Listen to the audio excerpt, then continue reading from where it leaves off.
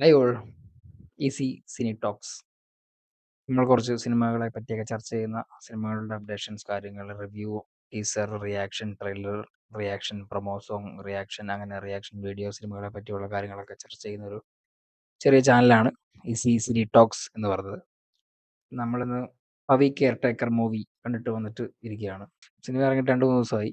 ആദ്യത്തെ ദിവസം കാണാൻ പറ്റിയില്ല, രണ്ടാമത്തെ ദിവസം കാണാൻ പറ്റിയില്ല. അപ്പോൾ ഇന്നാണ് പടം കണ്ടത്. 26/4/2024 ഇറങ്ങിയ പടമാണ് പവി കെയർ ടേക്കർ. വിനീത് കുമാറാണ് ആ ഡയറക്ടർ.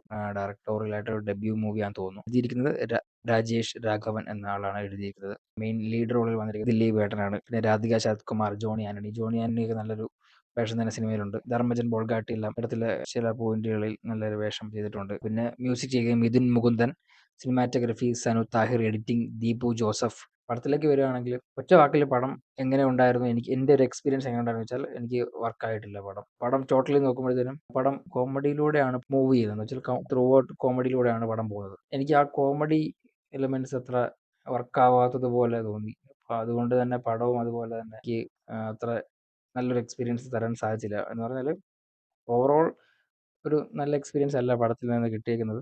എനിക്ക് വർക്കായിട്ടില്ല. എൻ്റെ ഒരു പേഴ്സണൽ ഒപ്പീനിയനാണ്. എനിക്ക് അത് വർക്കാവാത്ത പോലെ തോന്നി. അത് മാത്രമല്ല, ഫാമിലി ഓഡിയൻസ് കുറച്ച് പേര് തിയേറ്ററിലുണ്ടായിരുന്നു. അവർക്ക് നല്ല രീതിയിൽ വർക്കാവുകയും അവർ ചിരിക്കുകയും കാര്യങ്ങളൊക്കെ ചെയ്യുന്നുണ്ടായിരുന്നു. എനിക്കത് മൊത്തത്തിൽ അങ്ങ് അത്ര വേസ്റ്റായിട്ട് തോന്നിയില്ല. ചില ഭാഗങ്ങളിലുള്ള ചില കോമഡി എലമെന്റ്സ്, ചില സീനുകൾ, കാര്യങ്ങൾ എനിക്ക് ഇഷ്ടപ്പെട്ടു. പിന്നെ എന്താണെന്ന് വെച്ചാൽ കോമഡി കാര്യങ്ങളൊക്കെ വരുമ്പോഴത്തേനും കുറച്ച് ആർട്ടിഫിഷ്യലായിട്ട് നമുക്ക് തോന്നും. പഴയ കുറച്ച് കാര്യങ്ങൾ പിന്നെ ഇതിലെടുത്തിട്ട് ശ്രമിക്കാൻ നോക്കിയതായിട്ട് തോന്നും.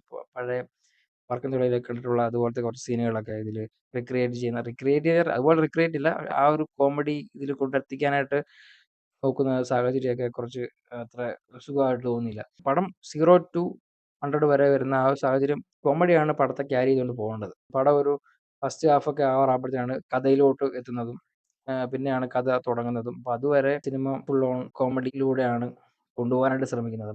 എനിക്ക് ഇഷ്ടപ്പെട്ട ഒരു കാര്യം എന്ന് വെച്ചാൽ ഇതിൽ ദിലീപ് ഏട്ടനും ഒരു പട്ടിയുണ്ട് ഇതിനകത്ത്. ബ്രോ എന്നാണ് പട്ടിയെ വിളിക്കുന്നത്.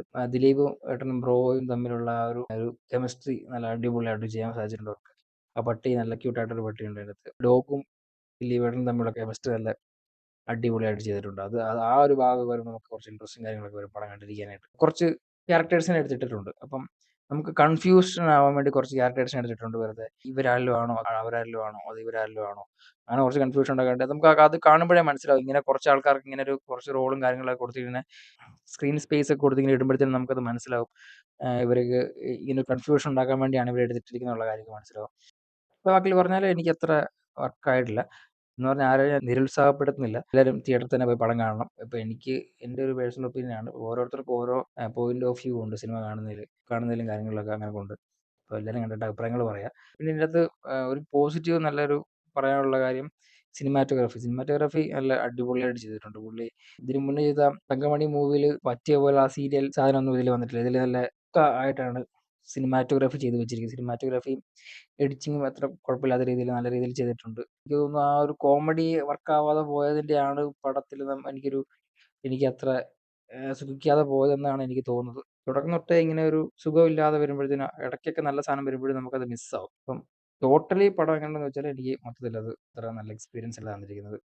ഒരു ആവറേജ്, ബിലോ ആവറേജ് എക്സ്പീരിയൻസ് ആണ് മൂവിയിൽ നിന്ന് കിട്ടിയുള്ളത്. അപ്പോൾ എല്ലാവരും കണ്ടിട്ട് അഭിപ്രായങ്ങൾ പറയാം. തെറിയൊന്നും പറയരുത്. ഇപ്പം ഇപ്പം എനിക്ക് അങ്ങനെ തോന്നി, എനിക്ക് അങ്ങനെയല്ലേ പറയാൻ പറ്റുള്ളൂ. ഇപ്പം കണ്ടിട്ട് എനിക്ക് ബോറടിച്ചെങ്കിൽ ബോറടിച്ചെന്ന് തന്നെയല്ലേ ഞാൻ പറയണ്ടേ. അതുകൊണ്ട് പറഞ്ഞാണ്. ഓഡിയൻസ് ഉണ്ടായിരുന്നു. നല്ല രീതിയിൽ ചിരിച്ച് ആസ്വദിച്ച് പടം കണ്ട ഓഡിയൻസ് അതിൽ ഉണ്ടായിരുന്നു. എല്ലാവർക്കും ചില ഓഡിയൻസിന് ഇഷ്ടപ്പെടുമായിരിക്കും, ചില ഓഡിയൻസിന് ഇഷ്ടപ്പെടത്തില്ലായിരിക്കും. പോയി കാണുക, അഭിപ്രായങ്ങൾ പറയാം. Okay, thank you.